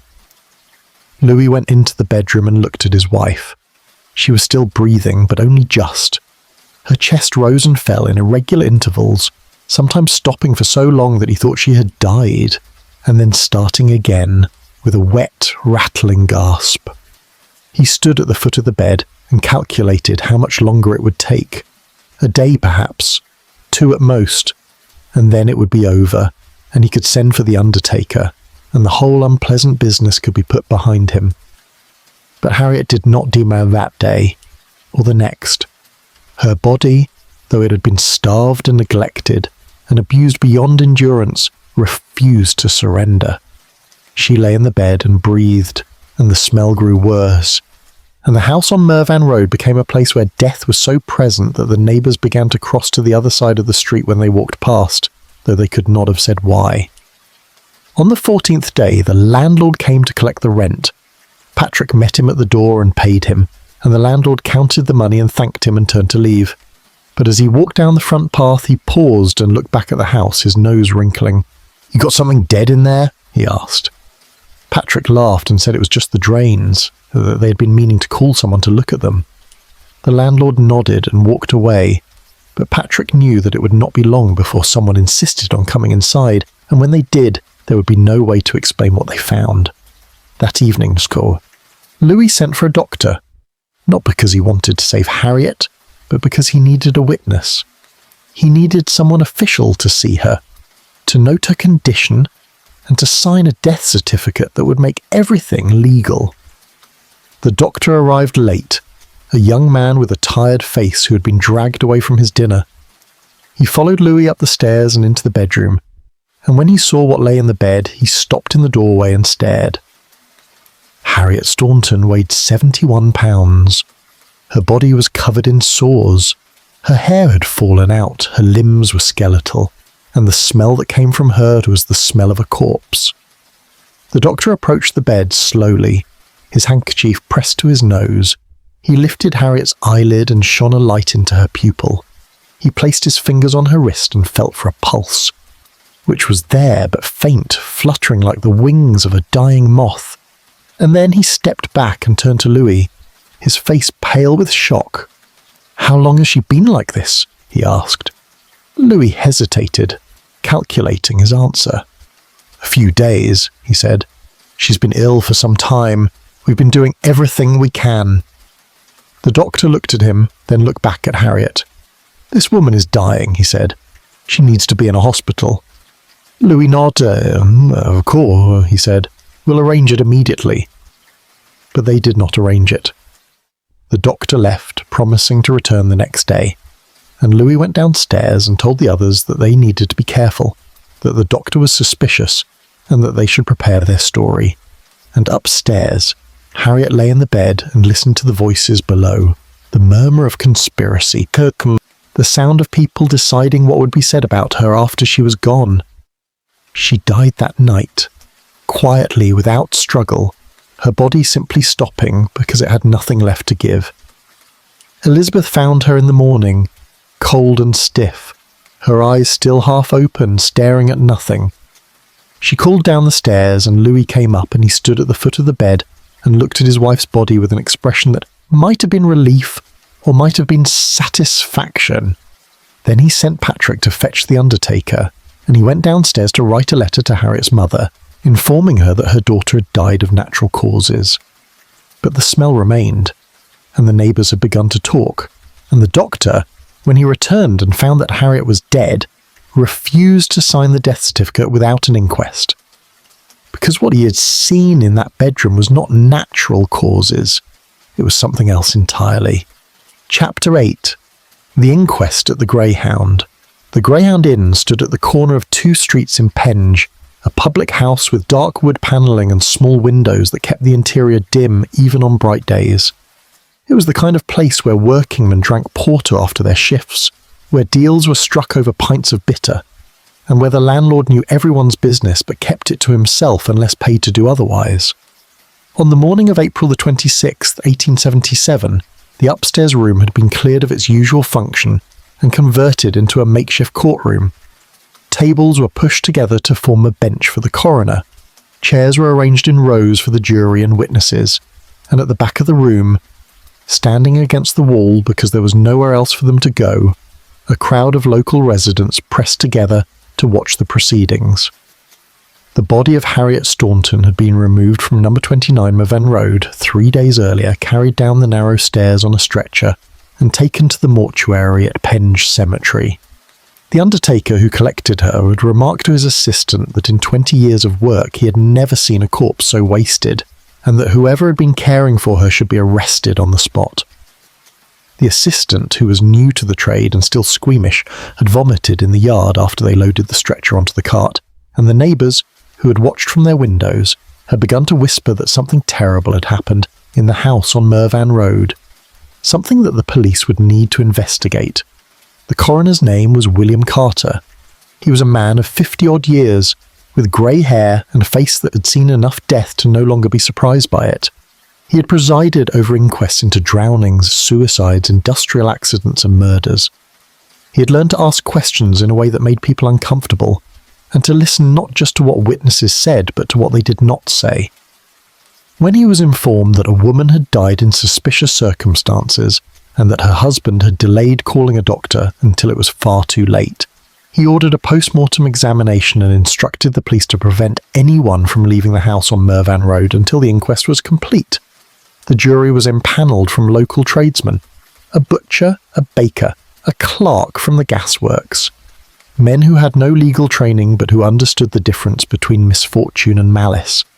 They were sworn in, and before they took their seats, and then they waited for the coroner to begin. The first witness was the doctor who had been called to the house on the night before Harriet died. His name was Longrig, and he was young enough that this was only his second inquest. He took the stand with his notes in hand and described what he had found when he entered the bedroom at number 29 Mervan Road. A woman lying in a bed, emaciated beyond anything he had seen outside of famine or long illness. Sores on her body consistent with prolonged immobility. No evidence of medical care, no medicines, no attempt at treatment. He had asked the husband how long the woman had been in this condition, and the husband had said a few days, but the doctor had examined her carefully, and he had concluded that the level of deterioration suggested months, not days. The coroner asked if the woman had been conscious when he arrived. The doctor said she had not been, or at least she had not responded to his voice or his touch. He had tried to rouse her, but her eyes remained fixed and her breathing remained shallow. He had told the husband that the woman needed immediate hospitalization, but the husband had assured him that arrangements would be made. The doctor had left, intending to return the next day. When he did return, he was informed that the woman had died during the night.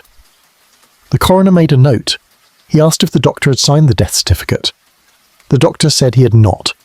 He had refused because the circumstances were suspicious, and he believed that an inquest was necessary to determine the cause of death.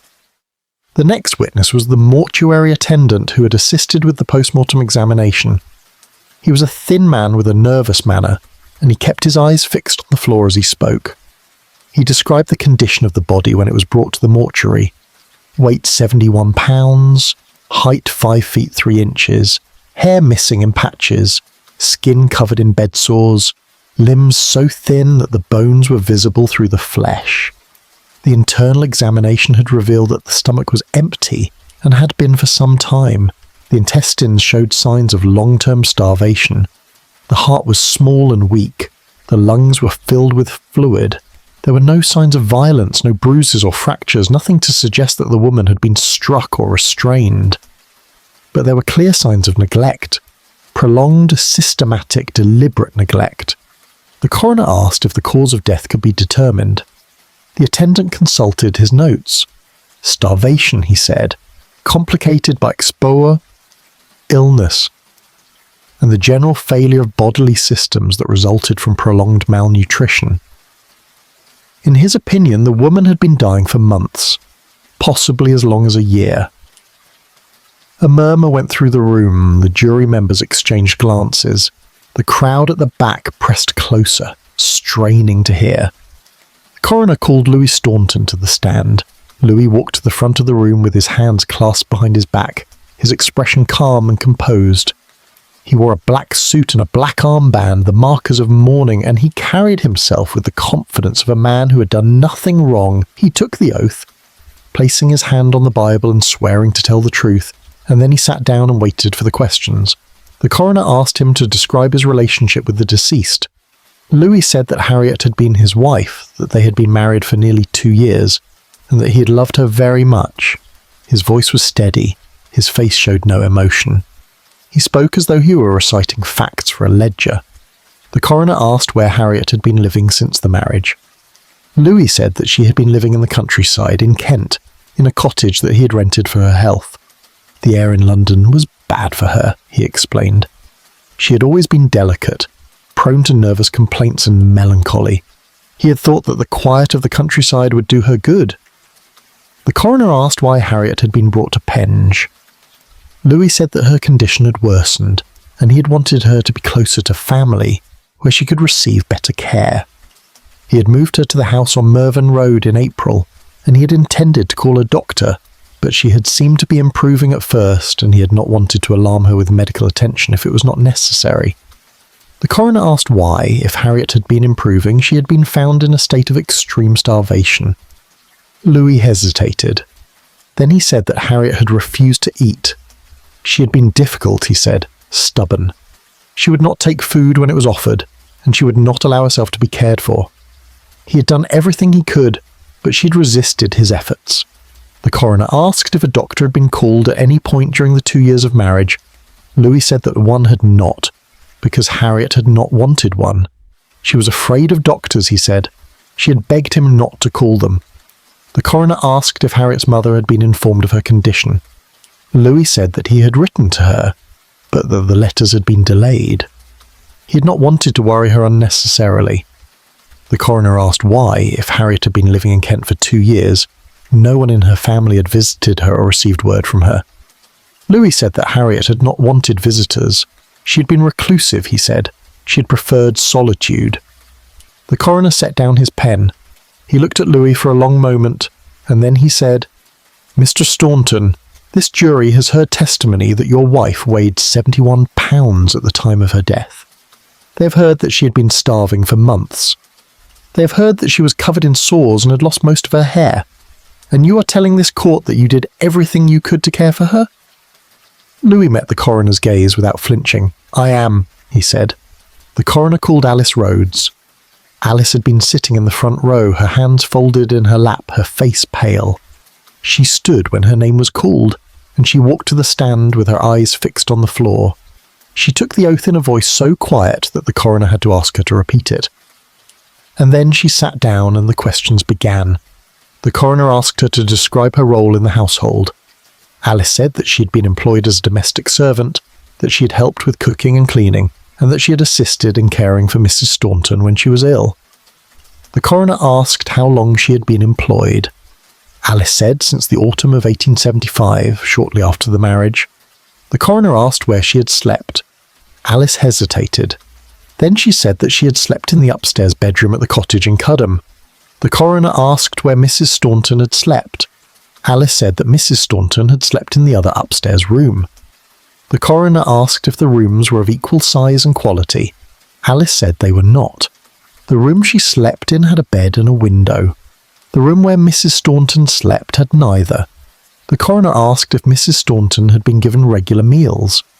Alice said that she had prepared food for Mrs. Staunton and that she had left it in her room. The coroner asked if Mrs. Staunton had eaten the food. Alice said that sometimes she had and sometimes she had not. The coroner asked if Alice had ever suggested to Mr. Staunton that a doctor should be called.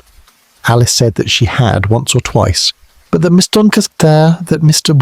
Staunton had said it was not necessary. The coroner asked if Alice had ever considered leaving the employment of Mr. Staunton, given the condition of Mrs. Staunton. Alice did not answer.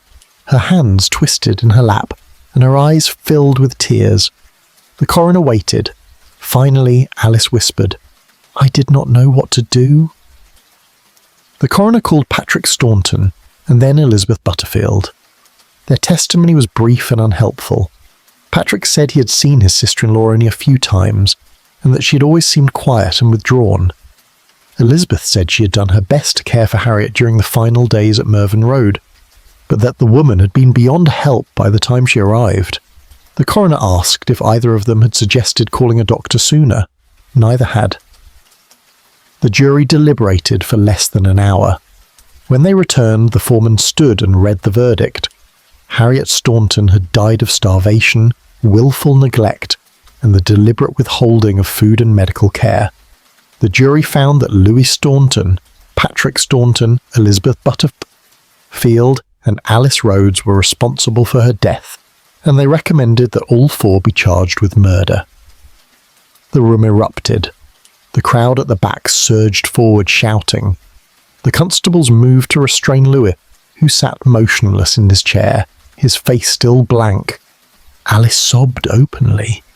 Patrick lit a cigarette, his hand shaking, and Elizabeth Butterfield stared straight ahead, her expression unchanged, as though she had expected this outcome all along. The coroner thanked the jury and adjourned the inquest, and the four accused were taken into custody and removed to the police station, where they would await trial at the Old Bailey. Chapter 9. The Trial at the Old Bailey. The Central Criminal Court of England stood on the site of the old Newgate Prison, a building of stone and iron and centuries of accumulated judgment. The courtroom was high-ceilinged and cold, with tall windows that let in grey light but no warmth, and wooden benches that had been worn smooth by the bodies of the accused and the curious. On the morning of September 17th, 1877, every seat in the public gallery was filled. People had queued since dawn to witness the trial of Louis Staunton and his co-defendants, a case that had captured the attention of London's newspapers and become a symbol of something larger and more troubling than the death of a single woman. The accused sat in the dock together, Louis in the centre, his face composed and his posture upright. Patrick beside him, smoking despite the objections of the court attendants. Elizabeth Butterfield on his other side, her hands folded in her lap, her expression as blank as a stone. And Alice Rhodes at the end, her eyes red from crying, her body hunched as though she were trying to make herself disappear. They were charged with murder by willful starvation, a crime that carried the penalty of death by hanging. The judge was Sir Henry Hawkins, a man known for his sharp questions and his impatience with evasion. He entered the courtroom with his wig and robes, took his seat on the bench, and surveyed the room with the gaze of someone who had seen every variety of human cruelty and expected nothing better from this case.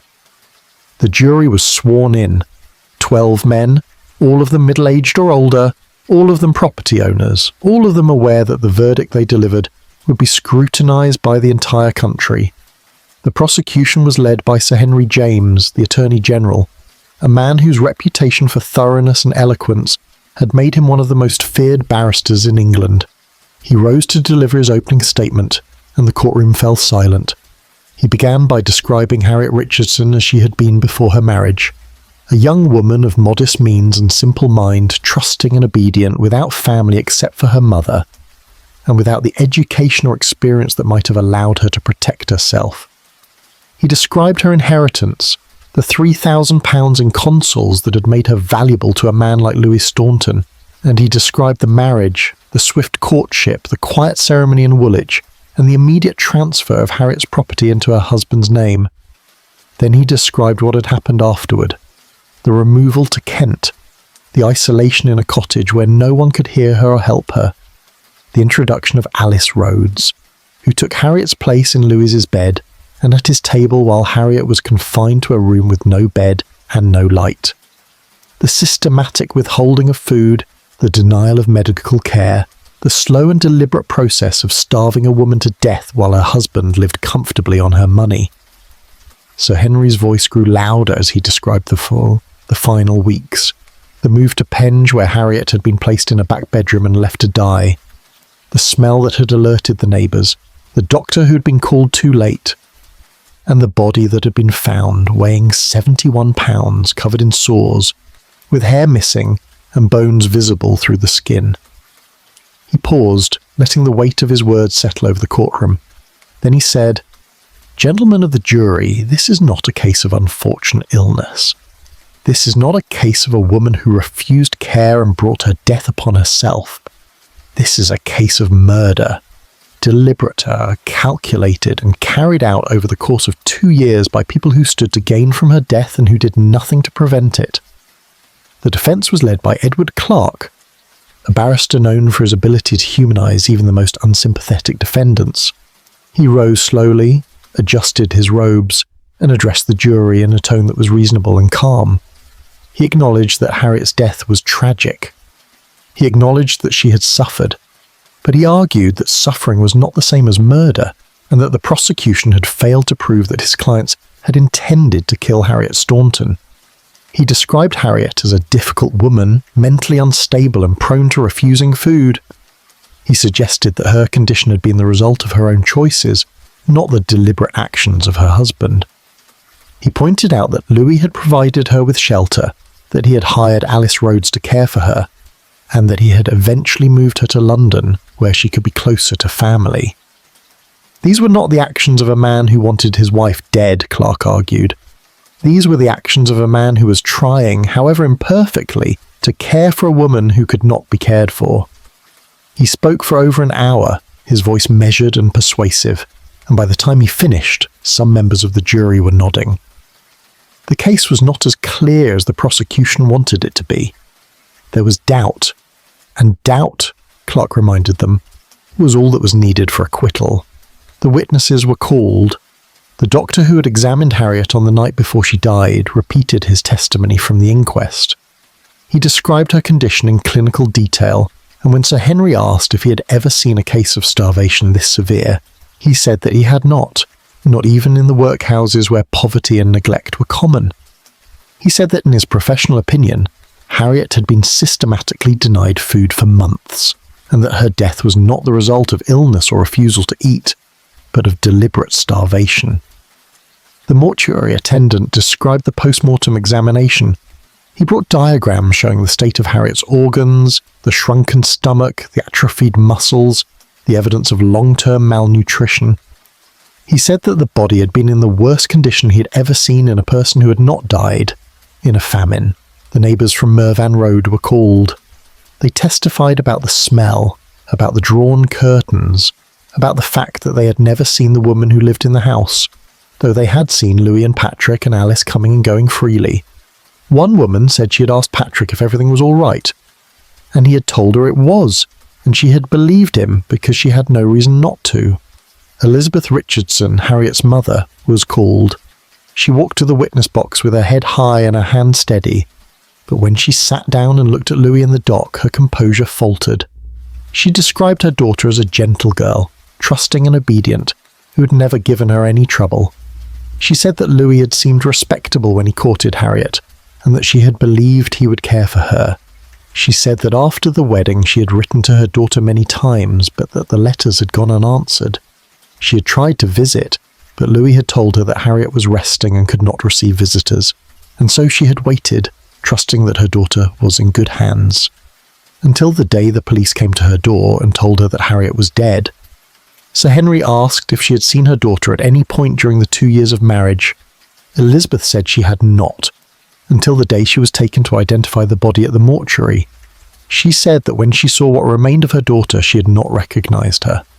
The woman on the table had been a skeleton with skin, something that looked like it had been dead for years.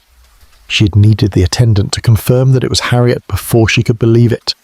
The courtroom was silent. Several jurors looked away. One wiped his eyes. Alice Rhodes was called.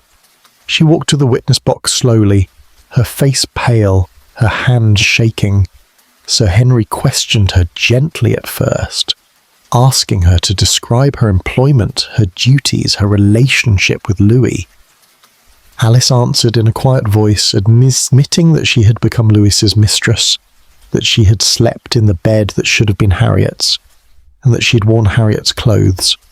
She said she had been paid 5 shillings a week, and that she had needed the money, and that she had not known what else to do, for Henry asked if she had ever suggested to Louis that Harriet should see a doctor. Alice said she had once, and that Louis had told her it was not necessary.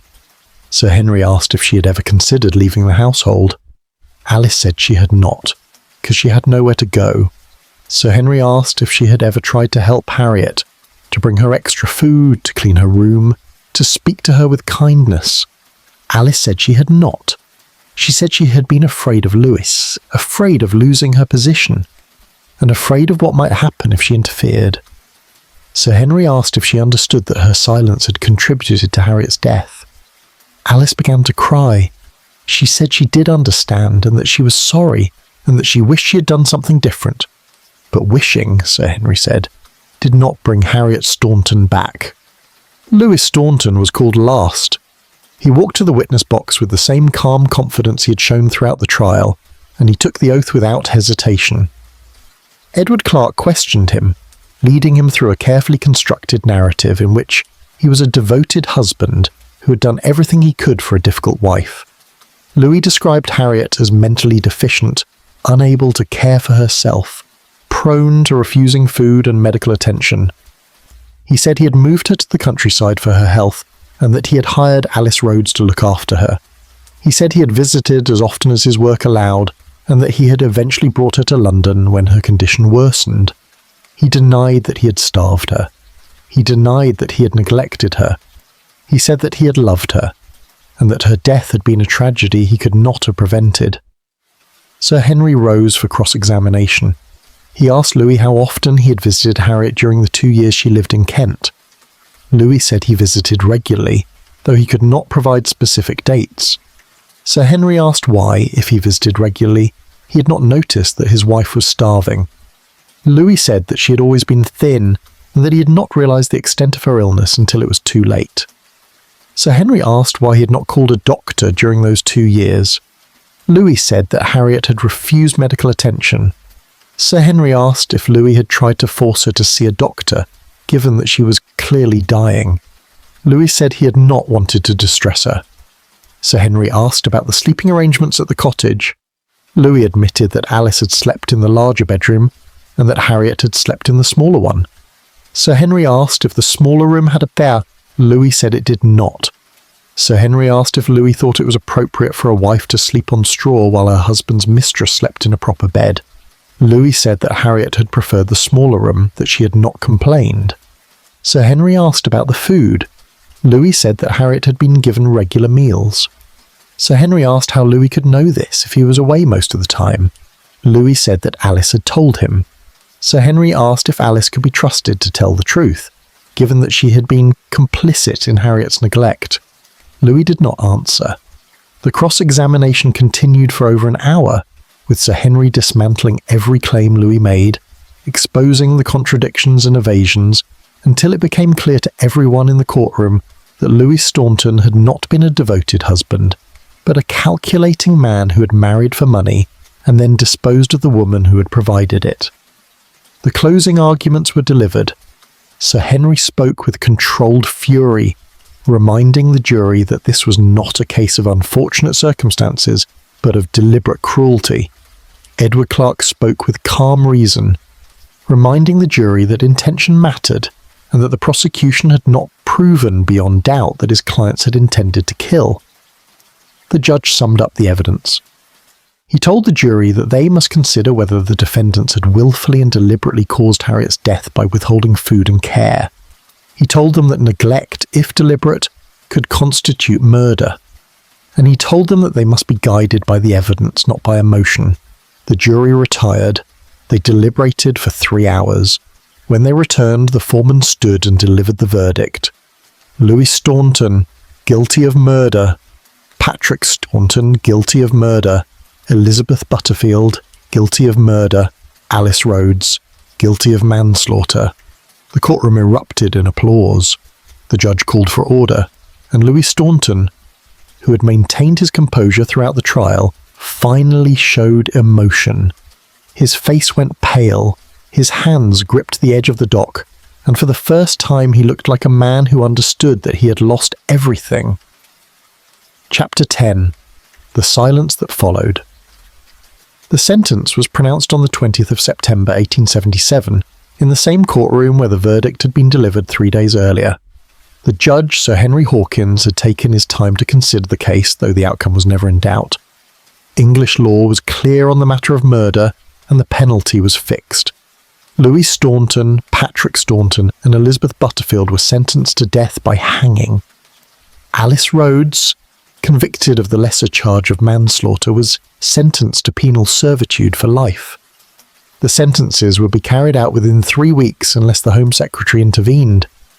Louis stood to hear his sentence with his hands clasped behind his back, his face expressionless. Patrick smoked a final cigarette and crushed it beneath his boot when the judge finished speaking. Elizabeth Butterfield sat motionless, her eyes fixed on some point in the middle distance, as though she were no longer present in her own body. And Alice Rhodes collapsed in the dock, sobbing so loudly that the court attendants had to carry her from the room. The newspapers reported the sentences with satisfaction. The Times called it a victory for justice and a warning to those who believed that the sanctity of marriage gave them the right to abuse their wives. The Illustrated Police News ran sketches of the defendants, their faces rendered in harsh lines and exaggerated expressions of guilt. And the penny papers, which catered to the tastes of the working classes, printed lurid accounts of Harriet's suffering, describing in detail the condition of her body and the depravity of the people who had caused her death. The case became a sensation, discussed in parlours and public houses, in churches and on street corners, a story that seemed to confirm what many people already believed about the cruelty of men and the vulnerability of women. But the sensation did not last. Within days of the sentencing, questions began to be raised about whether the verdict had been correct. Medical experts who had not been called to testify came forward to suggest that Harriet's condition might have been caused by illness rather than starvation, that she might have suffered from a wasting disease that no amount of food could have cured. Defense attorneys filed appeals, arguing that the trial had been prejudiced by public opinion and that the jury had been swayed by emotion rather than evidence. And prominent voices, including several members of Parliament, began to call for clemency, arguing that while the defendants had been negligent, they had not been murderers. The Home Secretary, Sir Richard Cross, ordered a review of the case. Medical commissioners were appointed to examine the post-mortem evidence and to determine whether Harriet Staunton had truly died of deliberate starvation or whether other factors had contributed to her death.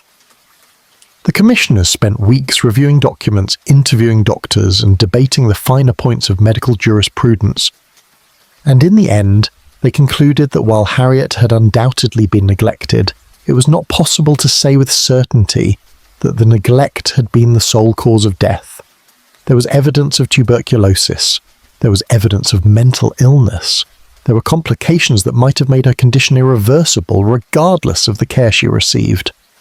On the basis of this report, the Home Secretary commuted the death sentences. Louis, Patrick, and Elizabeth would not hang.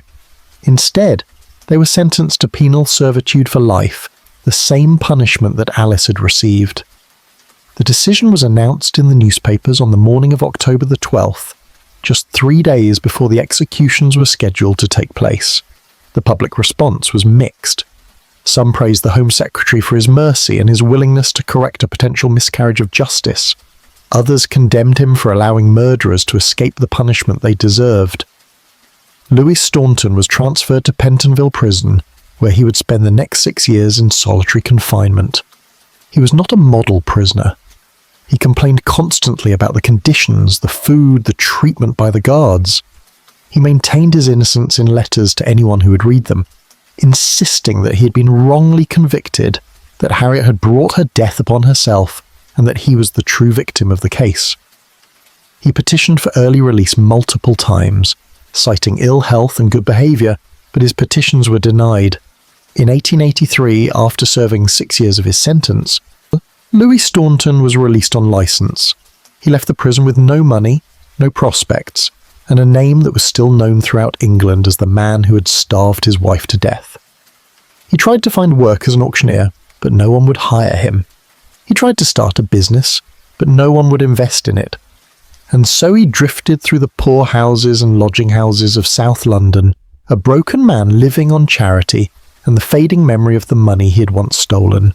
He died in 1891 at the age of 48 in a workhouse infirmary in Lambeth. The cause of death was recorded as pneumonia. He was buried in an unmarked grave in a pauper's cemetery, and no one attended the funeral.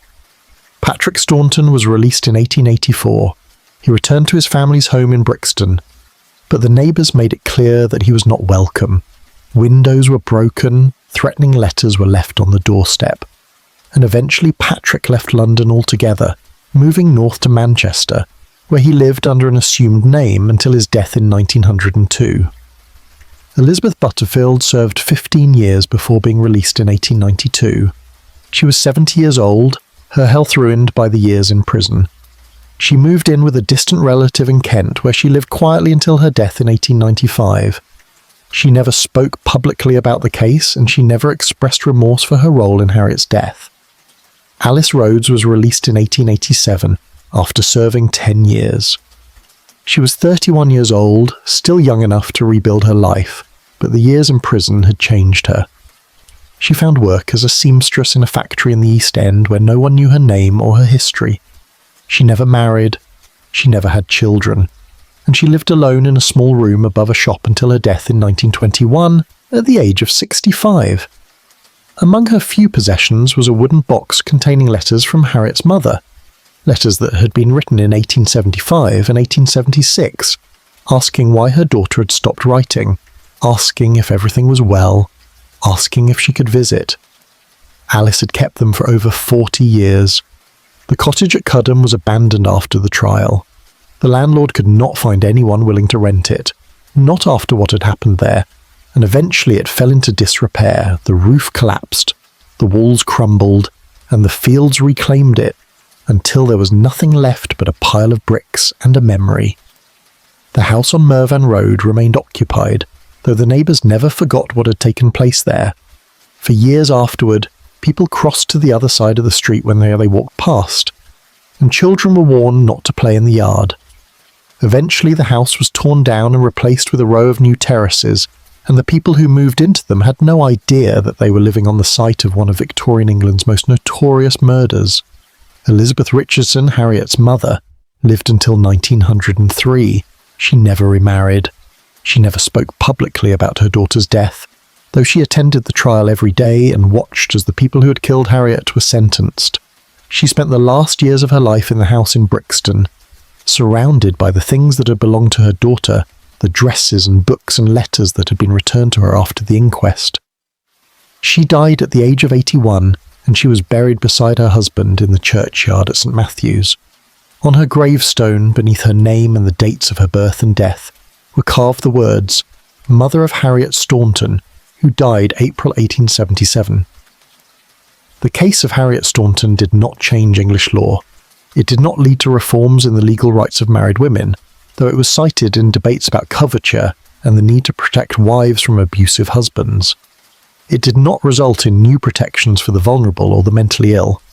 It was simply a case, one among thousands that passed through the courts each year, and like most cases, it was eventually forgotten, and for a time, it mattered. It mattered because it forced people to confront the reality that marriage could be a prison, that husbands could be monsters, and that the law which gave men absolute power over their wives could also give them the power to destroy them. It mattered because it showed that cruelty did not always take the form of violence, that a woman could be murdered slowly and quietly, in a house with lace curtains and swept steps, by people who smiled at the neighbours and paid their rent on time. And it mattered because it reminded the world that some deaths are not accidents or tragedies, but crimes, and that the people who commit them should be held accountable, even when the victims are poor and powerless and forgotten. The candle burned low, the chamber fell silent, and history once again turned the page in the dark.